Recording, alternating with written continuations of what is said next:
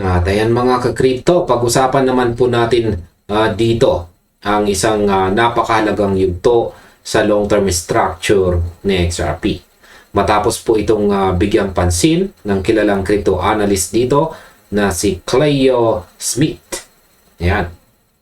Sa kanyang inilabas po na chart dito, ayan po, inihambing po niya ang kasalukuyang takbo ng XRP sa mismong structure na nabuo bago po ang makasaysayang pag-akyat ng cryptocurrency noong nakaraang taon na 2017. Ang paghahambing na ito ay nakasentro po sa isang ascending support line na nagsisilbing gabay sa galaw ng presyo sa paglipas ng mga taon. Ipinapakita po sa chart dito ang pagbuo o creation phase. Dito po yan. Na sinundan naman ng tatlong magkakasunod na retest. Yan, first retest, second retest, at saka third retest. Ang magkatulad na pagkakasunod-sunod na ito ay lumilitaw sa dalawang pangunahing cycles ng XRP. Kaya naman, nag-iwan ito ng malaking katanungan sa mga eksperto. Para po sa akin, ang ganitong pagsusuri ay nagpapakita lamang na ang market ay madalas na sumusunod sa mga paulit-ulit na cycle. Ayon po kay Smith, walang sinaman ang handa para sa susunod na galaw ng XRP dahil ang kasalukuyang forma nito ay eksaktong kumokopya sa trend structure noong taong 2017. Ayan, dito po yan, yung 2017. At ito po ay ang kasalukuyang presyo ay nasa mismong ikatlong retest na ngayon dito po sa kasalukuyan ng ascending support natin dito.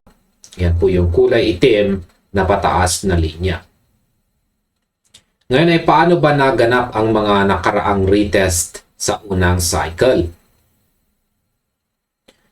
Para mas maintindihan natin ang konteksto ng kanyang analysis, balikan po natin kung paano po nagsimula ang unang cycle noong taong 2014 sa pagbuo.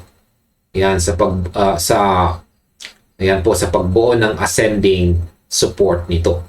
Sumunod dito ang pagbabalik ng XRP sa trendline para sa unang retest nito noong 2015 na sinundan naman ng ikalawang retest noong taong 2016 bago tuluyang dumating ang ikatlong retest noong 2017.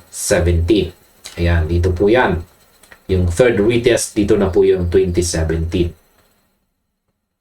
At matapos po ang ikatlong retest na ito, malinaw na ipinakita po dito sa chart ang isang matindi at mabilis na expansion o paglobo ng presyo. Yan, napakabilis. Ang makasaysayang pagkakasunod-sunod na ito ang naging pundasyon ng paghahambing ni Smith sa kasalukuyang sitwasyon dito. Ayon sa kanyang pahayag, noong huling beses na humawak ang support level na ito, ang presyo po ay nag-surge ng higit sa 60,000%.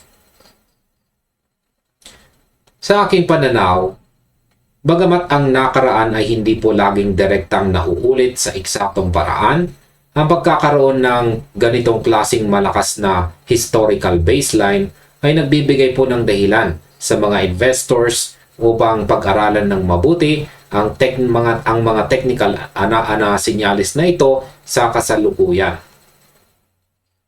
Ngayon ay ano naman ang katayuan ng kasalukuyang cycle sa ikatlong retest nito? Ang bagong structure naman ay nagsimula sa pagbuo ng ascending support noong taong 2019. Ayan, dito po yan sa creation. Ang unang retest ay noong namang taong 2021. Ayan. At sinundan ng ikalawang retest noong taong 2024 na nagdala ng 500% surge at nagtulak sa presyo sa itaas ng $3 sa mga unang buwan ng 2025. Ang kasalukuyang chart ay tinutukoy po ang pinakahuling retest bilang ang third retest sa taong ito ng 2026. Kaya ayan.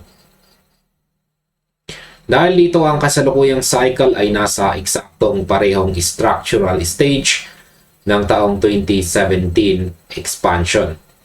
Bagamat ang inaabangang pag-akyat ay hindi pa tuluyang nangyayari, ang mga target na ibinigay po ni Smith dito ay nagsisilbing susunod na yugto ng kanyang roadmap sa halip na mga tapos na galaw ng presyo.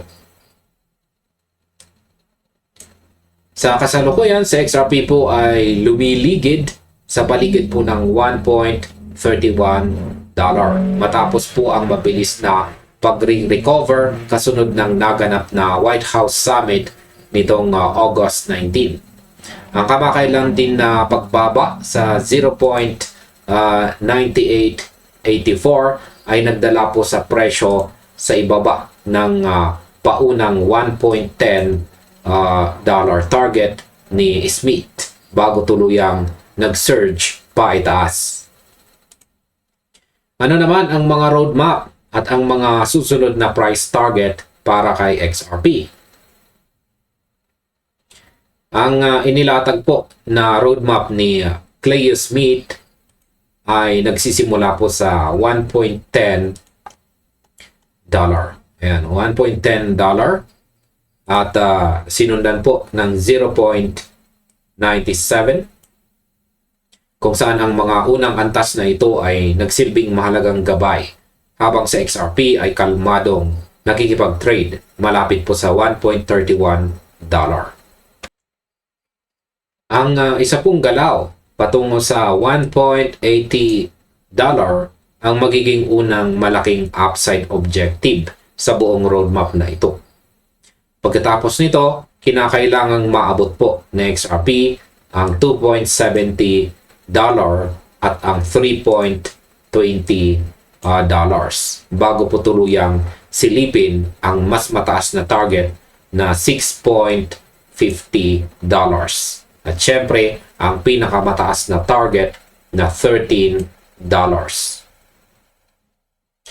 Dagdag pa rito ay binigyang diin din ni Smith na sa sandaling makumpirma ang pag-hold ng support level sa ikatlong pagkakataon, ang pagpapalawak po ng presyo ay maaring bumilis ng husto. At ayan mga ka-crypto, sa kabuuan, naniniwala ako ng mga ganitong analysis ay nagbibigay po ng malinaw na direksyon para sa mga sumusubaybay sa market. Sa pamamagitan ng pag-unawa sa mga technical na gabay na ito at pag-monitor sa pagbawi ng presyo mula sa mga nakaraang pagbagsak, mas natututunan nating suriin ang bawat galaw ng mga digital asset ng may sapat na kaalaman at pag-iingat ngayong taon. At ayan mga crypto, hanggang dito na lamang po tayo sa video na ito. Maraming salamat sa inyong panonood at maaari na rin po ninyong sunod na panoorin ang recommended video natin dito.